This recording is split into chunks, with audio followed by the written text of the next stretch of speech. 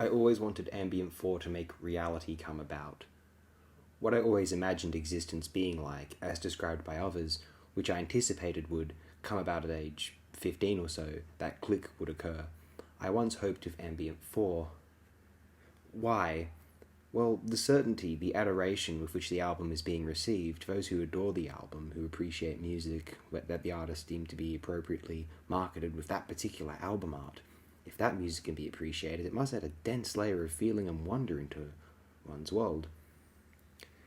That art, it makes me think of a rush of experience, the sensory possibilities undergoing an onslaught of sensation, not by the overabundance of stimulation, not evidently, but by the resonating absences, spaces, emanating between structures and formations. The feeling of traversing a vast swamp, not swarming with details, but flat with the fullness of end, of nothing, of the void, hiding submerged beneath distraction. Yet this would not be a miserable sensation, but a pleasurable rush, not like a romantic Percy Shelley-esque fervour, wherein one would internally celebrate the magic wonders of being alive and aware.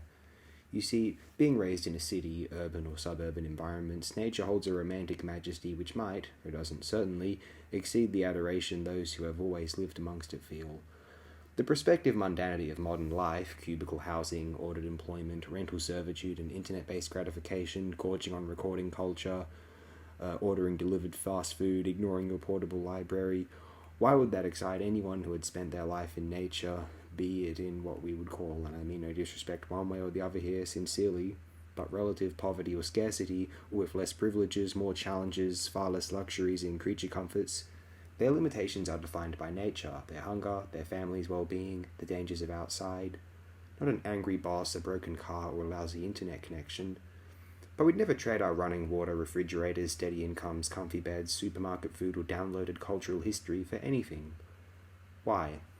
Because it feels pretty damn good. It makes us happy, and since the world no longer takes place outside, but also, or entirely, via the prism of the internet and social media, ending the possibility of a lax 70s or 90s inspired slacker, nobody cares but anybody cares, aesthetic forevermore.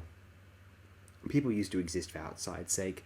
Now it is so that they can be properly formatted within the social media hierarchy and pose for the profiles. No one wants to fall. No one wants to be a prisoner of their emotions, because those marriages ended in divorce. Romance can only occur if no one on social media would think you are anything but winning. Maybe there is some weird materialistic, psychological, cold and clinical truth to it, but I reject it in favor of a happier, richer fantasy. Not fantasy as in the unreal, but fantasy as in the components which turn a fiction into something of the fantasy genre. Those components which make fantasy more exciting than reality. They can be defined as adventure, mystery, the unknown, exploration, knowledge, power, and fun.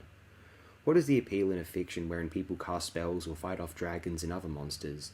Because it is a seeming opposite of mundane. I'll walk away from mundanity, every time. Why? Because I haven't had the opportunity to feel responsible for a family yet. Things have been easier since the mid-20th century at doing so, and because I don't see anyone who seems happier other than those who are deeply in denial of the world's events, those who could do the most about it. These are people who got lucky, the families of the time-consumed CEOs, phone-calling businessmen, IT operators, and bank website programmers. These people assume that life works out well for everyone. Why wouldn't they? It did for them. And even they have families. Everyone else is expected to look forward to food. Or alcohol. Not necessarily drugs, although to some it is less mundane. Depends on the drugs. I realized one day that I was the most happy person I knew. Not that I was unhappy. I was happy, but not as happy as I assumed the happiest people would be. The happiest people didn't feel like it. They just thought they felt the baseline set of human emotions. They forgot to feel like the luckiest people in the world also.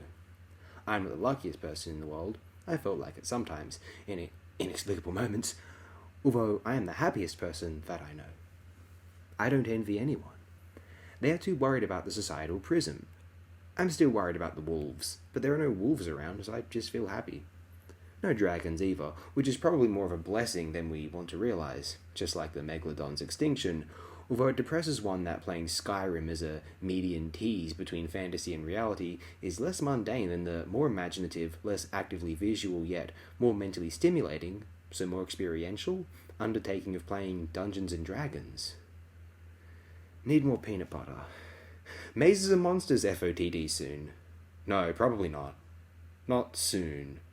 Maybe eventually I'll remember this video and laugh, or someone will comment referencing it, one of you will, sometime in the future, and I'll also laugh, and then either way I'll watch and review Mazes and Monsters for another cheap, unnecessary laugh. It might be an actual review and not an existential spiel wank, unlike this assessment of Ambient 4. 5 stars was everything that I hoped it would be in my head, but not in my soul. To be fair, nothing has, until I realised that the euphorias I assumed experienced by other people didn't exist, or at least stopped existing after 2010 or 2011, and that my seemingly meagre, by perceived comparison, happiness was actually a gigantic euphoria by comparison. On that day, I became the most dangerous man alive, as inspired by Alan Dwan's Swan Song, a truly magnificent and powerful feature film masterpiece for all time. I still sought that professed euphoria of my past expectations, although I was emboldened by a surging rush realization that I was happier than anyone I ever knew or heard of, because I didn't have to display it on social media. If they have to prove it and show it off, if they are dependent on this, they will never be happy. Don't tell them. Let me be in the lead while it lasts. It feels kind of good to win something. Ambient 4 makes me love reality as much as I love fantasy. More so than even. And that is really, truly great art.